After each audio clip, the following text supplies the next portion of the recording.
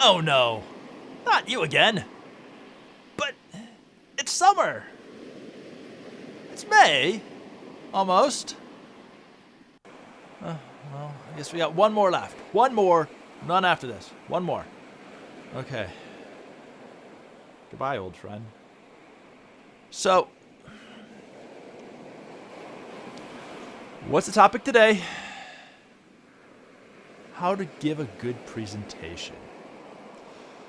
Okay, well, just this last time. Right, that's much better. Okay, so, giving a good presentation. In my time, I've seen many presentations. Some were amazing, and some were less so. Oh sure, everyone has their good days and bad days. The best presentation I ever saw was by an undergraduate who was having a tremendously bad day. He was giving a talk in an international conference when the bulb on his projector blew out on his third slide. But he knew his presentation down pat. And in the end, he got a standing ovation. The worst talk I ever saw was actually by a major name in the field who could never be bothered to actually prepare for a presentation. Regardless of your stage in career, the elements to a good presentation remain the same. And that's what we want to talk about today. We can break this up into two main zones. The first of these is going to have to do with content, and the second is going to be technique. By content, we're not going to talk again about how to make a good slide in PowerPoint. You can have the best slides in the world and still give a ruddy, awful performance. In this case, by content, what we're saying is, how do you give a good presentation with those slides you've spent so much time preparing? The first thing you have to take into account is going to be that matter of timing.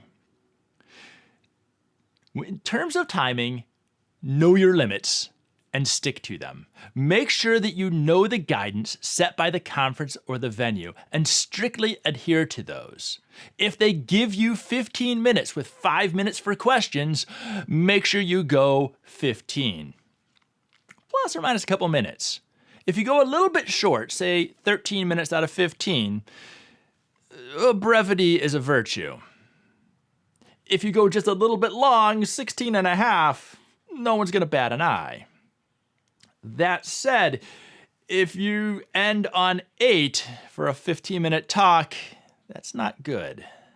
Similarly, if you're hitting the 15-minute mark and are just hitting the last slide of your background, you probably have a problem.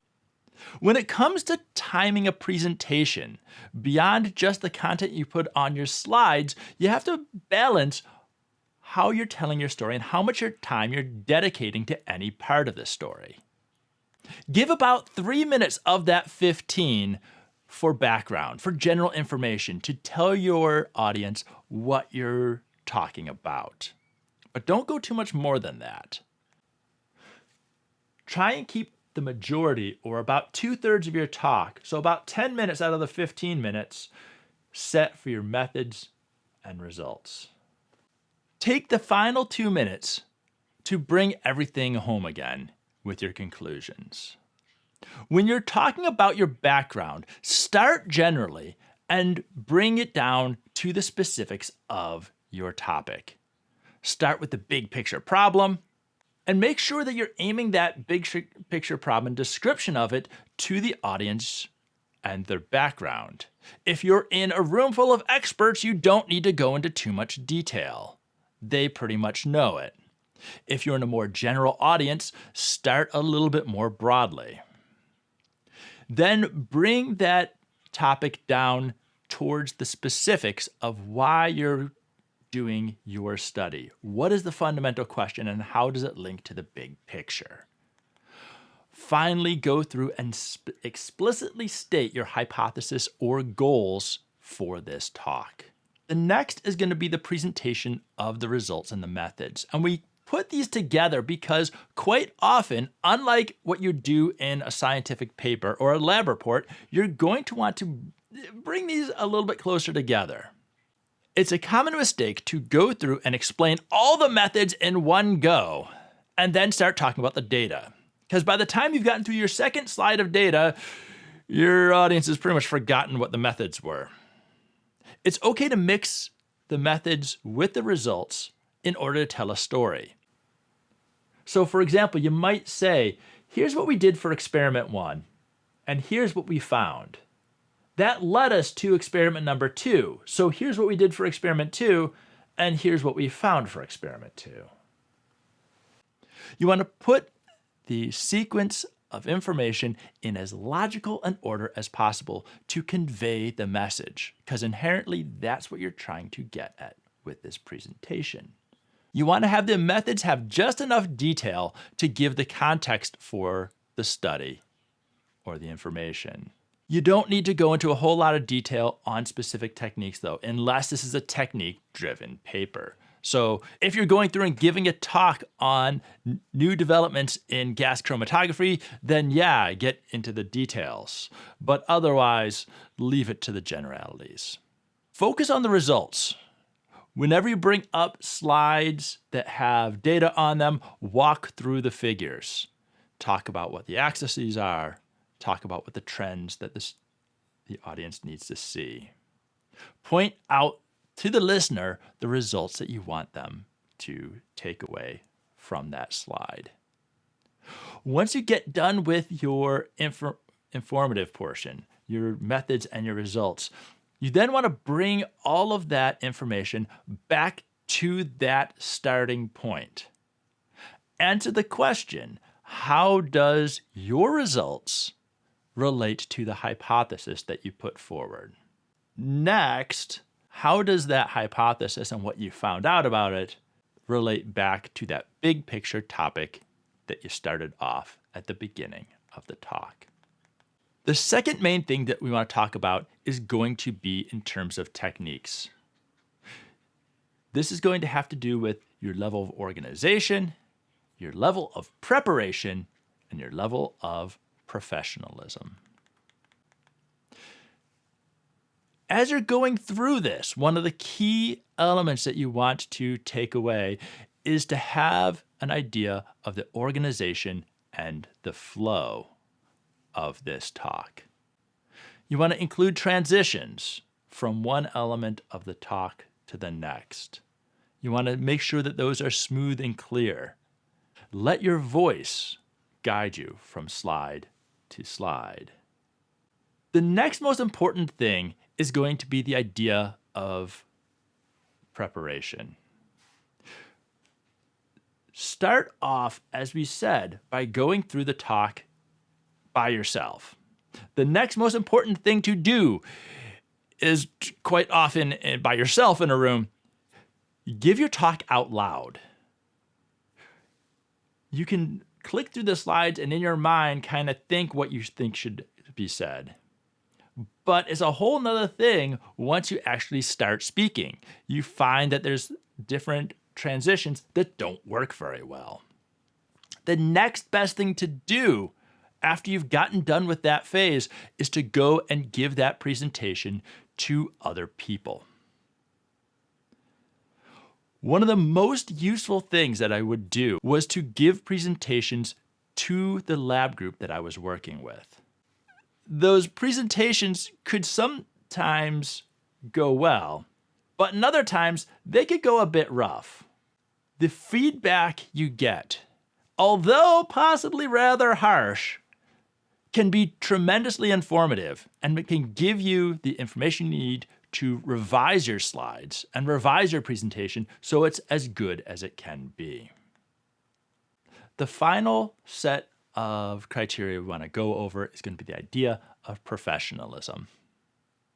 Dress for the event. And by that, I don't necessarily mean always dress up to an event. Aim your dress towards the style of event that you are in. If you are going to an event that's dominated by engineers and professionals, then the shirt and tie is certainly the way to go. If you're going to an ecology conference, well,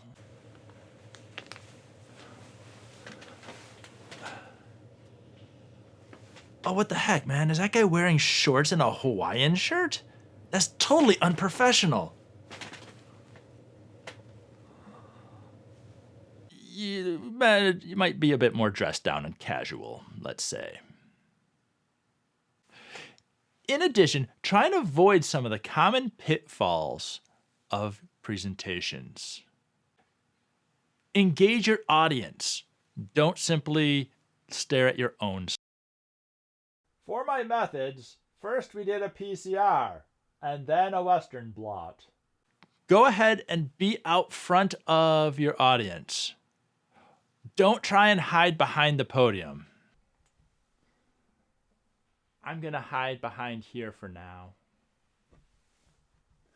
They still know you're there. Try and avoid unnecessary fidgeting and moving around. So what we did next is we did a PCR and then we did a Western blot. Try and use a dynamic voice. Don't speak in a monotone. Hello.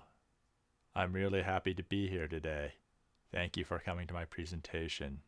Try to watch out for saying those ums and ahs. And, so, yeah, unless, of course, you're planning on starting a doo-wop band.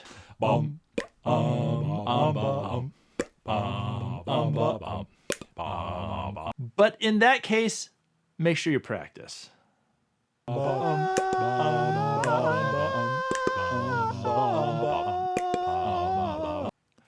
Don't read from note cards. It gets really distracting and is usually a sign that someone is underprepared. Use your time effectively. Don't go into rambling stories that might be irrelevant for your topic. Be careful with the laser pointer. Sometimes it can be dangerous. Make sure your talk has a clear ending and a final statement. Don't just let it drop. In general, when giving your talk, try and keep it clear and simple. Make sure that figures and images should dominate, not text. Words should be kept to a minimum on your slides. Remember, you are the center of the presentation, and your goal is to convey your information to the audience. If you can convey your story to the audience, you will have succeeded in giving a good presentation. But as for me, well, now that we're through with that, good luck on finals and with the rest of the semester. And I hope you have a happy summer. I know I will. I'll be seeing you.